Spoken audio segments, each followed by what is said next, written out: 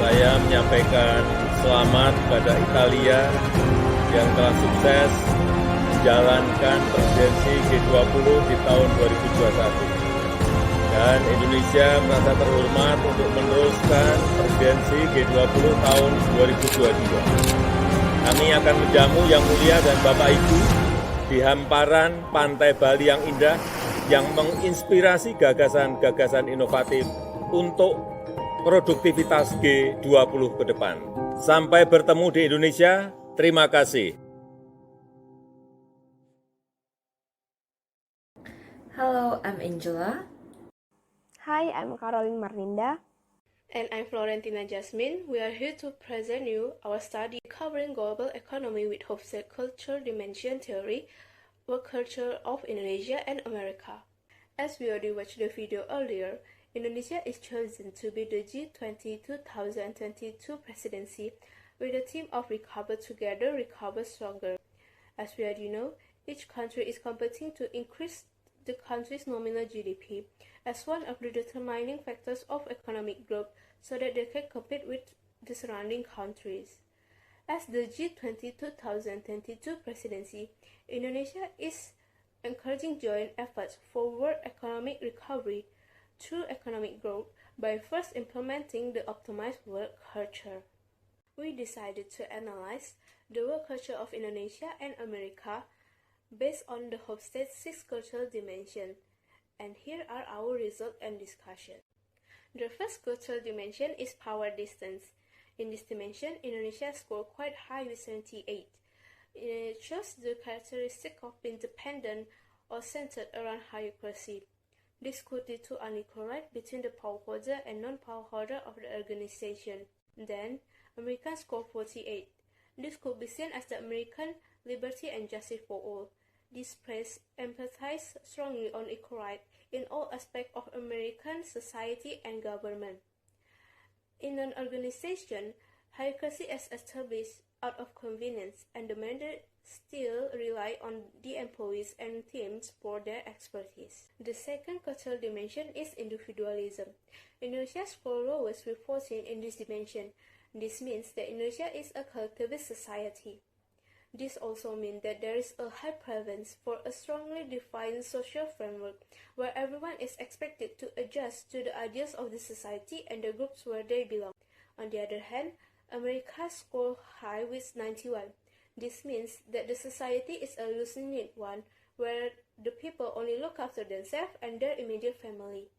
In the business world, the employee is expected to be self-reliant and display initiative. The third cultural dimension is masculinity. Indonesia scored 46 points for this cultural dimension. Indonesia is considered low masculinity where status and visible symbols of success are important, but it is not always material gain that brings motivation. There is a concept called gengsi where it is important to be maintained, thereby projecting a different outward appearance aimed at impressing and creating the aura of status. Meanwhile, Americans scored 62 points for this third cultural dimension. Americans base their behavior on the winner takes all and strive for the best they can be, which result in them talking freely about their achievement and success in life. There is also a can-do mentality, which is believed that there is always a possible way to do things in a better way.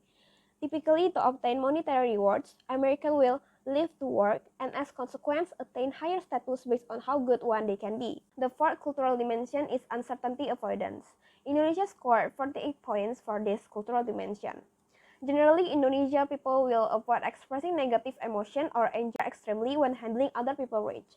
There is a famous phrase in Indonesia work culture that states, "Asal bapak senang, as long as the boss is happy," where employee will obey all the rules and by that employee will avoid economic or status uncertainty and become one of the valuable member for the company as their effort of keeping the boss happy are rewarded.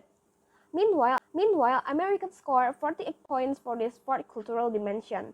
Americans tend to have a medium-high acceptance to new ideas, opinion, and allow the freedom of expression. Employees are willing to defy organization rules, procedures, and norms for the sake of developing a new concept. The fifth cultural dimension is long-term orientation. Indonesia scored 62 points for this cultural dimension.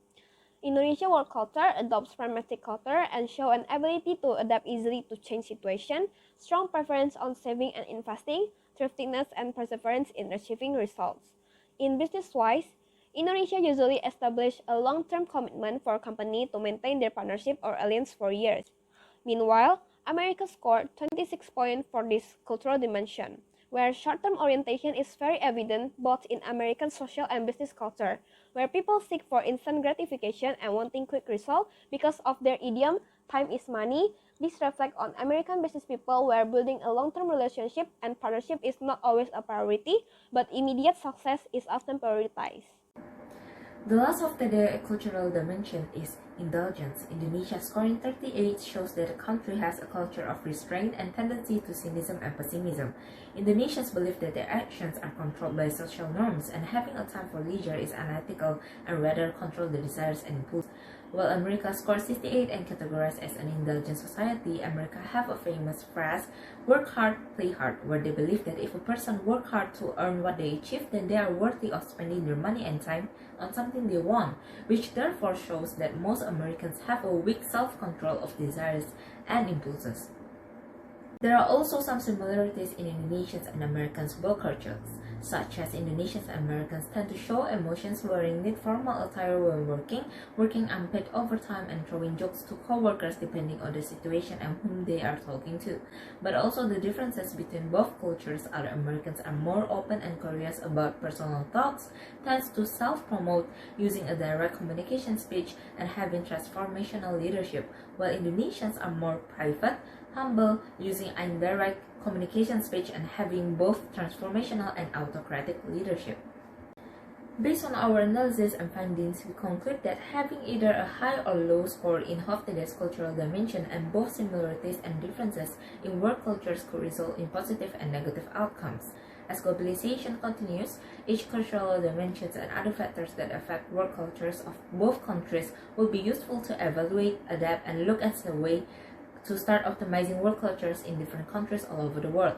With the first step of implementing optimized work culture, Indonesia could start to help recover the global economy that had been badly impacted from the pandemic through the G20 2022 Presidency.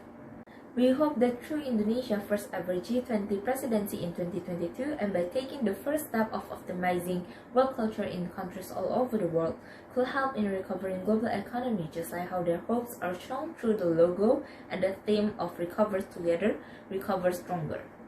Lastly, we hope that our study of recovering global economy with Hofstede's cultural dimension theory, work cultures of Indonesia and America will bring new insights and will be useful for the community.